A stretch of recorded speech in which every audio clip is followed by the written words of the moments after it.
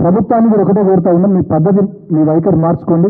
మీ కేసులకు, మీ తాటకు చప్పులకు, మీ పిచ్చి పిచ్చి వార్తలకు, మీరు చేసే చిల్లర బదనాంలకు ఎవరు భయపడటం కూడా నాకు అర్థం కాదు. తెల్ల ఎండ్రిక కూడా వీకలేరు మీరు.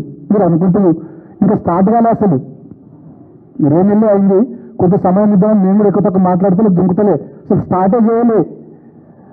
సమయం ఉంది కదా ఇంకా 3 ఏళ్ళు, ప్రజలు కూడా వాళ్ళకి అవకాశం ఇచ్చిరే, కొంచెం ఓపికగా చూద్దాం, ఉందామని ఆగుతుంది. ఇంకా అసలు స్టార్ట్ చేయలే, చేస్తాం ఇక మెల్లగా స్టార్ట్ చేస్తాం. స్టార్ట్ చేసినాడు మీ తాత జేజమ్మ తరం కాదు, మీ అయ్యల తరం కాదు, ఎవరు మమ్మల్ని ఆపలేడు.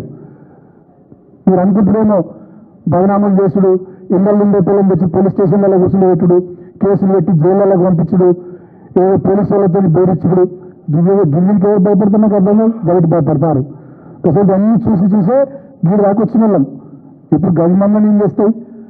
ఇప్పటికైనా ఈ పిచ్చి పనులు బంద్ చేసి మీరు ఏం చెప్పి అధికారంలోకి వచ్చిందో ఆ హామీలు అమలు చేసేటట్టుగా, ఆ పనులు చేసేటట్టుగా తెలంగాణ ప్రయోజనాలకు దెబ్బ తగలకుండా కాపాడేదాన్ని మీరు శ్రద్ధ పెడితే బాగుంటుందని హితవు కలుపుతా ఉన్నాం. లేకపోతే మీ కర్మ.